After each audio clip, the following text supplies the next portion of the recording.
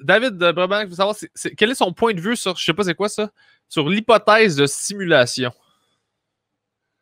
L'hypothèse de simulation, c'est une bonne question. Donne-moi juste... Ouais. Je crois que je sais ce qu'il veut, à quoi il fait référence, mais je veux juste vérifier, pas dire des niaiseries. Pas de trouble. Hypothèse de simulation. Ouais. OK, je comprends. OK. C'est un peu, je pense, moi, ça me fait penser un peu à La Matrice, là, le film. Okay. C'est que c'est l'idée que tout ce qu'on vit de façon concrète, là, du moins ce qu'on perçoit, pourrait éventuellement être simulé. Donc, dans le film La Matrice, c'était l'exemple où est-ce que les gens pensaient qu'ils étaient dans la vraie vie, mais en réalité, c'était juste un logiciel qui leur donne l'impression qu'ils ont des sens puis qu'ils ont... c'est intéressant parce que techniquement, si on prend le cerveau humain et puis qu'on... Là, ça devient très philosophique. Mais tu sais, le cerveau humain, ce que c'est essentiellement, c'est des neurones, c'est de la matière. Donc, théoriquement, si on pouvait extraire toutes ces connexions-là puis reproduire exactement les interactions de façon artificielle, est-ce qu'on ne serait pas capable de faire un cerveau humain puis de tout simuler ce qu'on vit, mais simplement à partir d'un logiciel?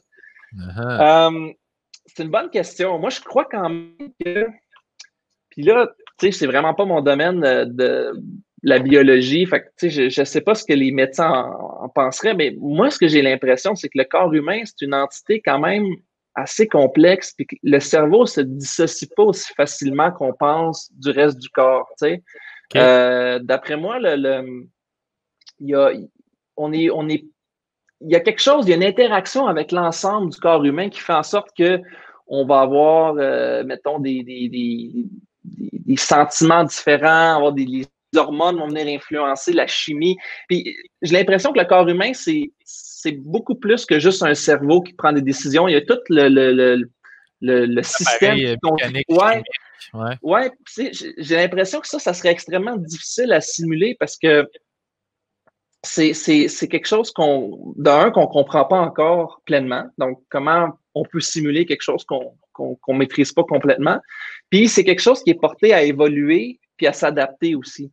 Tu sais, le cerveau, par exemple, les gens, des fois, vont avoir un accident, puis leur cerveau va... Ou mettons quelqu'un qui perd l'usage de sa vue en milieu de vie, bien, son cerveau va s'adapter pour développer plus ses autres sens puisque maintenant, il n'y a plus la vue. Puis le cerveau va avoir une certaine capacité de changer, tu sais.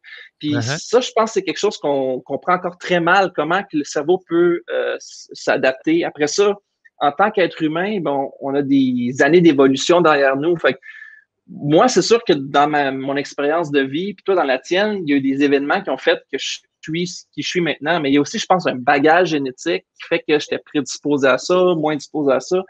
Ça aussi, c'est tout biologique en soi, tu sais, c'est très, très génétique. Fait est-ce qu'on peut simuler ça? Est-ce qu'on peut être capable de modéliser ça? Peut-être, mais j'ai l'impression qu'il y a tellement de choses qu'on ne comprend pas encore que ça serait tellement précoce de dire « Ah oui, définitivement, on peut régler ça. » Mais c'est une bonne question, puis justement, le film La Matrice, je pense que... Oui, mais le film La Matrice, je trouve que c'était vraiment... La première fois quand j'ai vu ce film-là, on avait peut-être le même âge, on était quand même assez jeunes, puis ça m'avait comme frappé. Je te disais, c'est vrai dans le fond. Puis, tu sais, mettons, la perception que j'ai versus celle que tu as. Moi, mettons, la couleur rouge, là, dans ma tête, ça correspond à une couleur. Et peut-être que pour toi, la couleur rouge, c'est du bleu que moi je vois. Puis on ne sera jamais capable de s'entendre là-dessus parce que on a comme une perception qu'on ne peut pas partager nécessairement. Fait que, tu sais, comment qu'on voit notre monde, comment qu'on l'interprète, c'est comme vraiment difficile. Ça devient un débat philosophique rendu là comme... Fait que, non, c'est une bonne question. Puis je pense qu'il n'y a juste pas de réponse encore à ça. Ça va continuer d'être une question à répondre plus tard.